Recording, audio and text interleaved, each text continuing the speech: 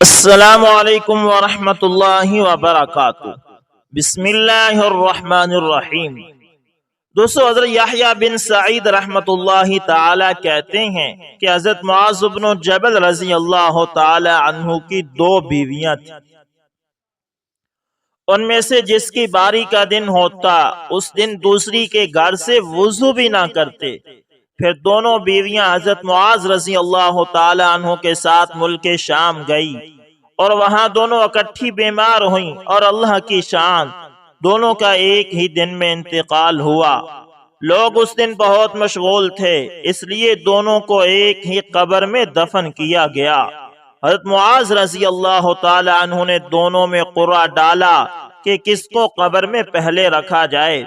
حضرت یحییٰ رحمت اللہ تعالی کہتے ہیں کہ حضرت معاذ بن جبل رضی اللہ تعالی عنہ کی دو بیویاں تھی۔ اب ایک کے پاس ہوتے تو دوسری کے ہاتھ سے پانی بھی نہ پیتے تھے۔ اللہ اکبر! ایسا انصاف فرماتے تھے صحابہ کرام۔ دوستو، حضرت ابو ہریرہ رضی اللہ تعالی عنہ فرماتے ہیں کہ اسلام میں مجھ پر 3 ایسی بڑی مصیبتیں آئی ہیں کہ ویسی کبھی بھی مجھ پر نہیں آئیں۔ ایک تو حضور صلی اللہ علیہ وسلم کے وصال کا حادثہ، کیونکہ میں آپ کا ہمیشہ ساتھ رہنے والا معمولی سا ساتھی تھا۔ دوسری حضرت عثمان رضی اللہ تعالی عنہ کی شہادت کا حادثہ۔ تیسرا توشہ دان کا حادثہ۔ لوگوں نے پوچھا، ہے ابو ہریرہ رضی اللہ تعالی عنہ، توشہ دان کے حادثے کا کیا مطلب ہے؟ فرمایا، ہم ایک سفر میں حضور صلی اللہ علیہ وسلم کے ساتھ تھے۔ آپ صلی اللہ علیہ وسلم نے فرمایا، اے ابو ہریرہ، تمہارے پاس کھانے کو کچھ ہے؟ میں نے کہا، توشہ دان میں کچھ کھجوریں ہیں۔ آپ صلی اللہ علیہ وسلم نے فرمایا، لے آؤ۔ میں نے کھجوریں نکال کر آپ صلی اللہ علیہ وسلم کی خدمت میں پیش کر دیں۔ آپ صلی اللہ علیہ وسلم نے ان پر ہاتھ پھیرا اور برکت کے لیے دعا فرمائی۔ پھر فرمایا، 10 آدمیوں کو بلاؤ۔ میں 10 آدمیوں کو بلا لایا۔ انہوں نے پیٹ بھر کر کھجوریں کھائی۔ پھر اسی طرح 10 آدمی آ کر کھاتے رہے، یہاں تک کہ سارے لشکر نے کھا لیا اور توشہ دان میں پھر بھی کھجوریں بچ گئی۔ آپ صلی اللہ علیہ وسلم نے فرمایا، اے ابو ہریرہ، جب تم اس توشہ دان میں سے کھجوریں نکالنا چاہو تو اس میں ہاتھ ڈال کر نکالنا اور اسے الٹانا نہیں۔ حضرت ابو ہریرہ رضی اللہ تعالی عنہ فرماتے ہیں، میں حضور صلی اللہ علیہ وسلم کی ساری زندگی میں اس میں سے نکال کر کھاتا رہا۔ پھر حضرت ابوبکر صدیق رضی اللہ تعالی عنہ کی ساری زندگی میں اس سے کھاتا رہا۔ پھر حضرت عمر رضی اللہ تعالی عنہ کی ساری زندگی میں اس میں سے کھاتا رہا۔ پھر حضرت عثمان رضی اللہ تعالی عنہ کی ساری زندگی میں اس میں سے کھاتا رہا۔ پھر جب حضرت عثمان رضی اللہ تعالی عنہ شہید ہو گئے تو میرا سارا سامان بھی لٹ گیا اور وہ توشہ دان بھی لٹ گیا۔ کیا میں آپ لوگوں کو بتا نہ دوں کہ میں نے اس میں کتنی کھجوریں کھائی ہیں؟ یعنی اس میں سے کتنی کھجوریں کھائی تھی؟ میں نے اس میں سے 200 وسق سے بھی زیادہ کھجوریں کھائی ہیں۔ اللہ اکبر، اللہ اکبر! یہ تھے آپ صلی اللہ علیہ وسلم کے معجزات کہ جہاں آپ صلی اللہ علیہ وسلم اپنا ہاتھ مبارک رکھ دیتے، اس چیز میں اللہ تعالیٰ برکت عطا فرما دیتا۔ دوستو، دمشق میں ایک بہت بڑے محدث تھے۔ ان کے پاس ہزاروں طلبہ پڑھنے آتے تھے، مگر ان کا چہرہ ہمیشہ ڈھکا ہوا ہوتا تھا۔ ایک شاگرد کہتا ہے کہ کئی سال ان کے پاس پڑھنے کے بعد ایک دن میرے بار بار پوچھنے پر انہوں نے مجھے اپنا چہرہ دکھایا۔ میں نے دیکھا کہ ان کا سر اور چہرہ بالکل گدھے جیسا تھا۔ استاد نے فرمایا، اے بیٹے، احادیث نبوی کا تحقیر نہ کرنا، کیونکہ مجھے ایک بار اس حدیث میں شک گزرا کہ تم میں سے کوئی رکوع میں جانے اور رکوع سے سر اٹھانے میں امام سے پہل نہ کرے، ورنہ اللہ تعالیٰ اس کے سر کو گدھے کی سر کے مانند کر دیں گے۔ میں نے اس بات کے وقوع میں شک کیا اور بطور تجربہ امام سے سبقت کی، بس اس عمل کی پاداش میں میرے چہرے کی یہ حالت ہو گئی جو تم دیکھ رہے ہو۔ تو دوستو اس لیے جو آپ صلی اللہ علیہ وسلم نے فرما دیا اس پر مینو عن عمل کرو، اس میں شک کی کوئی گنجائش نہیں، اور نہ ہی کبھی اس پر تجربہ کرنے کا سوچنا، ورنہ یہی حال ہوگا۔ دوستو بعض بدعتیوں نے آپ صلی اللہ علیہ وسلم کی یہ احادیث پڑھی کہ جب تم میں سے کوئی نیند سے بیدار ہو تو برتن میں بغیر ہاتھ دھوئے ہاتھ نہ ڈالے، کیونکہ اس کو نہیں معلوم کہ ہاتھ رات کو کہاں کہاں رہا ہے۔ تو ایک بدعتی نے حدیث کا مذاق اڑاتے ہوئے کہا کہ مجھے معلوم ہے کہ میرا ہاتھ رات کو کہاں ہوتا ہے، بستر میں، یعنی کس جگہ ہوتا ہے۔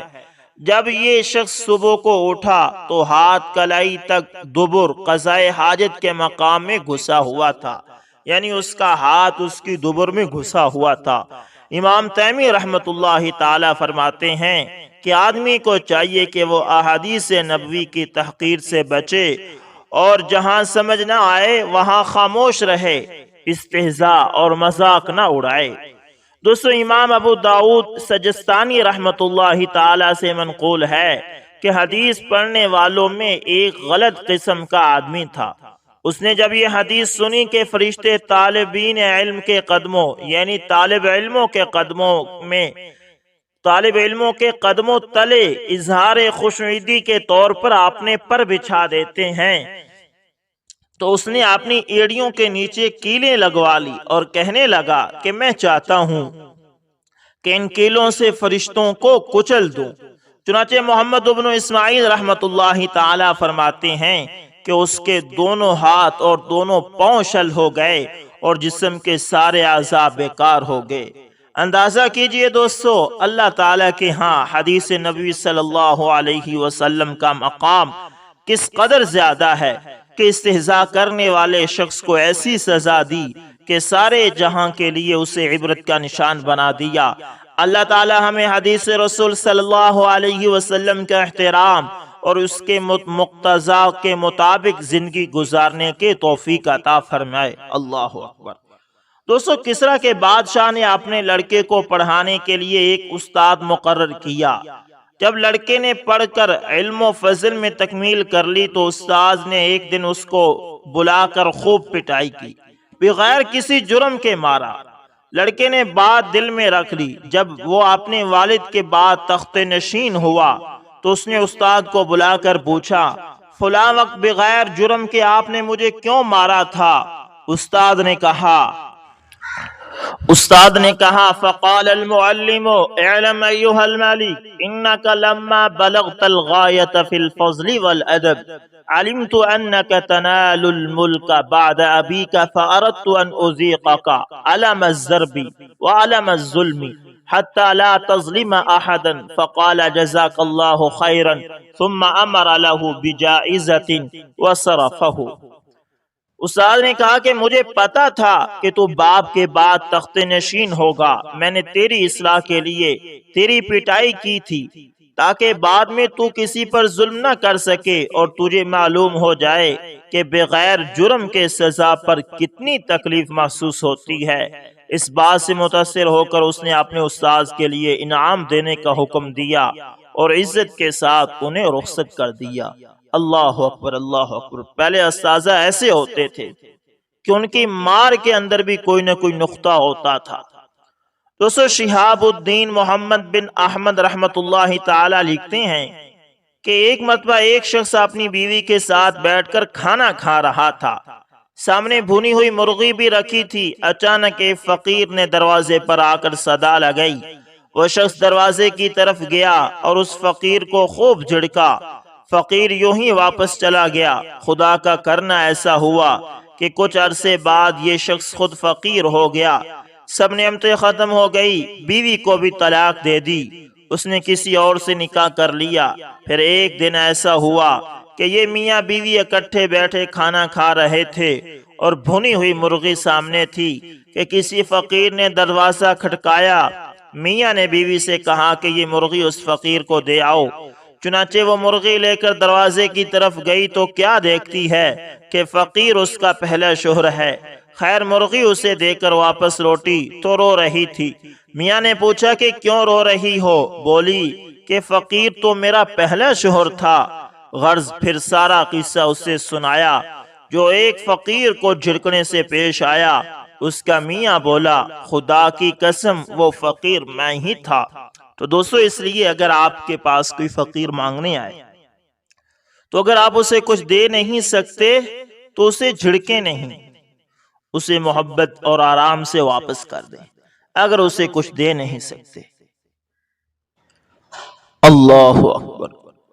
دوستو حضرت شیخ الحدیث حضرت مولانا زکریا کاندھیلوی رحمت اللہ تعالی تحریر فرماتے ہیں کہ حضرت مرزا مظہر جانے جانا رحمت اللہ تعالی نے اپنے مکاتیب میں لکھا کہ ایک مرتبہ حضرت مجدد رحمت اللہ تعالی کے والد شیخ عبد الاحد رحمت اللہ تعالی کی شان میں کسی عورت نے گستاخی کی۔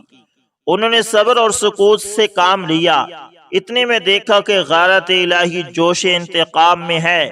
شیخ نے فوراً ایک شخص سے جو اس وقت موجود تھا کہا کہ اس عورت کو ایک تھپڑ مارو۔ اس شخص کو تردد ہوا، ادھر وہ عورت گر کر مر گئی۔ تو دوستو اس لیے کسی اللہ والے کے ساتھ کبھی بھی پنگا نہ لیں۔ اگر اللہ والے نے آپ سے بدلہ نہ لیا تو ہو سکتا ہے کہ اس کا بدلہ اللہ آپ سے لے لے، اس لیے کسی بھی اللہ والے کو دوستو حضرت مولانا مفتی عزیز الرحمان صاحب بجن پوری رحمت اللہ تعالی تحریر فرماتے ہیں کہ ایک مرتبہ بہاولپور سے حضرت کے یہاں حضرت مولانا رحمت اللہ صاحب تشریف لائے۔ وہ حضرت سے عرض کر رہے تھے کہ حضرت امر طرز کے ایک صاحب مجھے اپنا بیتا واقعہ سنا رہے تھے کہ ہم نے حضرت حسین احمد مدنی رحمت اللہ تعالی کے ساتھ جو گستاخیاں کی ہیں ان کی سزا دنیا ہی میں مل گئی کہ جس طرح ہم نے حضرت حسین احمد مدنی رحمت اللہ تعالی کے ساتھ ننگا ناچ ناچا، ہماری بہو بیٹیوں کو ہمارے سامنے بالکل برہنہ کر کے سر بازار نچایا گیا۔ ہے افسوس اگر اللہ تعالی مجھے پر دے دیتا تو اڑ کر جاتا اور حضرت مدنی رحمت اللہ تعالی سے معافی مانگ لیتا۔ تو دوستو اس لیے بار بار یہی کہا جا رہا ہے کہ کبھی بھی اللہ والوں کا مذاق نہ اڑائیں۔ اللہ اکبر، اللہ اکبر۔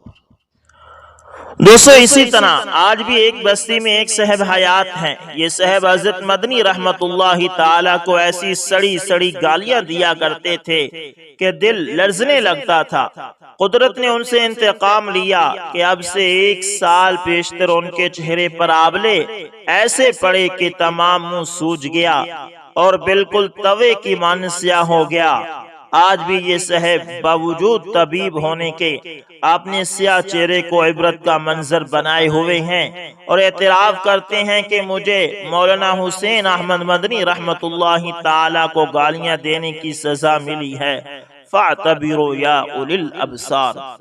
دوستو حضرت شیخ صفی رحمت اللہ تعالی ذکر کرتے ہیں کہ خلیفہ منصور کو یہ اطلاع ملی کہ سفیان ثوری رحمت اللہ تعالی اس پر حق کو قائم نہ کرنے کی وجہ سے طعن و تشنیع کرتے ہیں۔ یعنی خلیفہ منصور کو یہ پتا چلا کہ سفیان ثوری رحمت اللہ تعالی مجھ پر طعن و تشنیع کرتے ہیں۔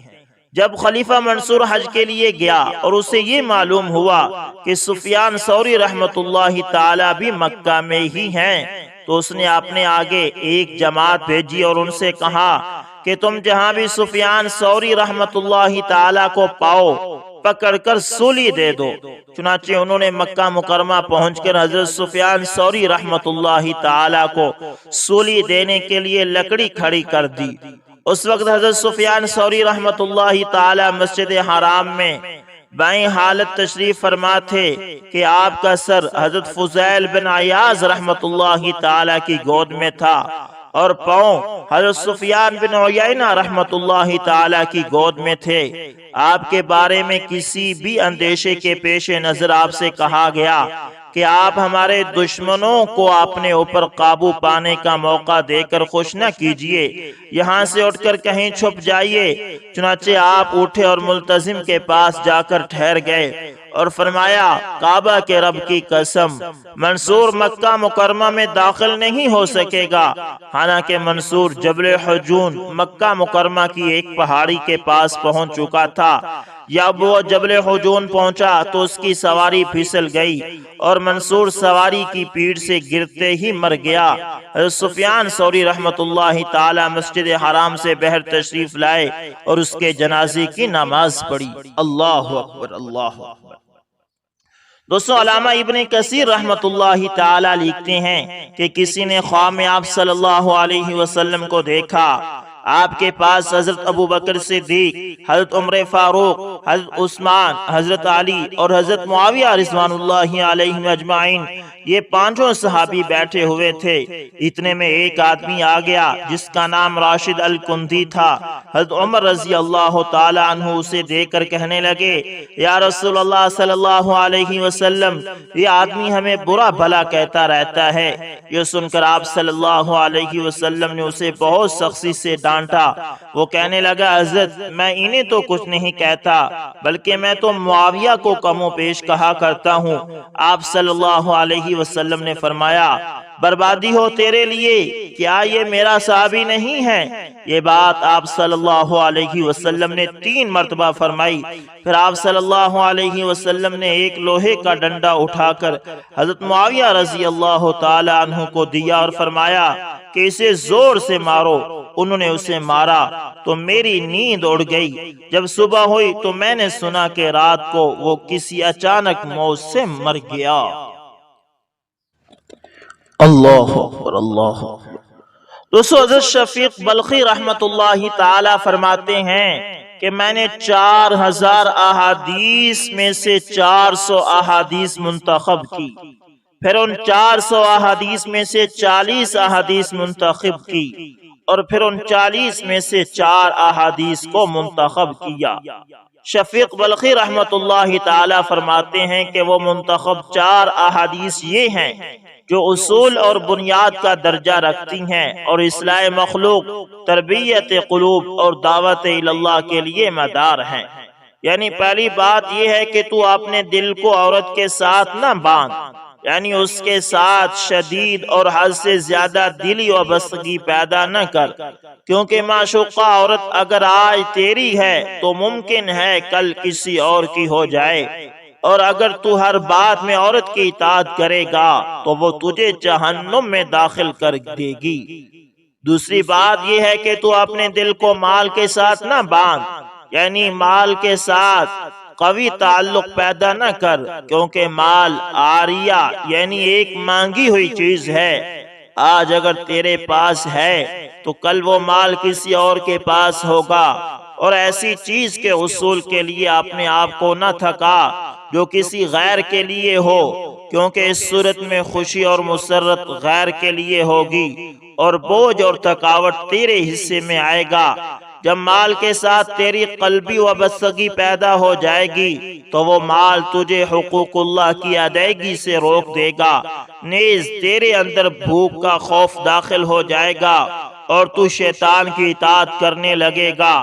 تیسری بات یہ ہے کہ جو چیز مشتبہ ہونے کی وجہ سے تیرے دل میں کھٹکے اس کو ترک کر دے، کیونکہ مومن کا دل بمنزلہ گواہ ہے کہ وہ مشتبہ چیز کے استعمال کے وقت پریشان اور مضطرب ہوتا ہے اور حرام کام سے بھاگتا ہے اور حلال کام سے اسے سکون ملتا ہے۔ چوتھی بات یہ ہے کہ اس وقت تک کوئی کام نہ کر جب تک تو اس کام کو اچھی طرح سے سیکھ نہ لے، یعنی جب تک تو اس کام کا اچھی طرح ماہر نہ ہو جائے اور اس کی مکمل تیاری نہ کر لے۔